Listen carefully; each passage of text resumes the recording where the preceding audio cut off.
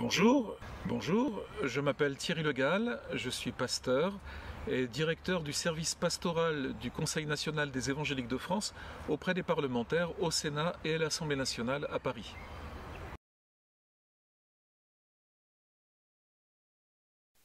Alors cet engagement fait suite à une retraite spirituelle que nous avons suivie avec mon épouse en juillet 2012 et pendant laquelle nous avons été invités à chercher la volonté de Dieu pour notre ministère, notre couple,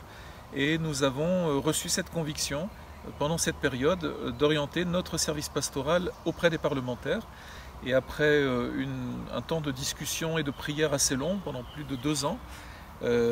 également avec la direction du CNEF, nous avons donc pris cette orientation et le CNEF a créé en janvier 2016 officiellement le service d'aumônerie auprès des parlementaires.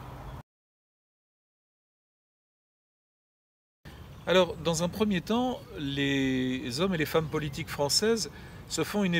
opinion sur les protestants évangéliques au travers de l'image que leur renvoient les médias quand ils traitent du sujet aux États-Unis ou en Amérique du Sud, quelquefois en Afrique. L'image et les pratiques des évangéliques de ces pays est culturellement très éloignée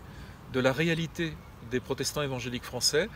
et il y a un gros travail d'information et de documentation à faire sur la réalité du protestantisme évangélique français qui est ancré dans l'histoire de la réforme protestante et des réveils évangéliques. Et donc lorsque nos élus de la République découvrent la réalité du terrain et la réalité sociologique des protestants évangéliques français, ils sont agréablement surpris et ont plutôt envie de développer des relations institutionnelles et républicaines avec nous.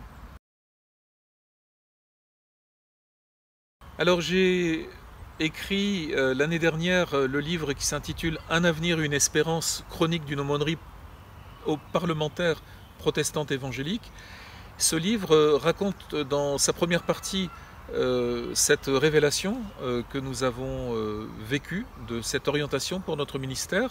La partie centrale du livre donne des témoignages de parlementaires engagés en politique, que ce soit en France ou à l'étranger, et qui parlent ouvertement de ce que représente la foi en Jésus-Christ pour eux au quotidien. Et enfin, la troisième partie du livre apporte un éclairage sur les perspectives politiques de notre pays et surtout sur la place que le christianisme peut prendre dans le débat public de manière apaisée et constructive. Alors je vous invite à, comme Paul le demandait à Timothée, à prier pour ceux qui sont élevés en dignité, pour ceux qui nous gouvernent, afin que Dieu leur accorde la sagesse et le discernement pour prendre les bonnes décisions pour nos territoires, qu'ils soient des élus au niveau des conseils municipaux, départementaux, régionaux et au niveau du gouvernement. Et enfin, merci de prier pour que Dieu m'ouvre des portes pour accompagner pastoralement de nouvelles personnes vers la foi en Jésus-Christ et également pour la protection spirituelle de mon foyer, pour mon épouse, mes enfants et mes petits-enfants.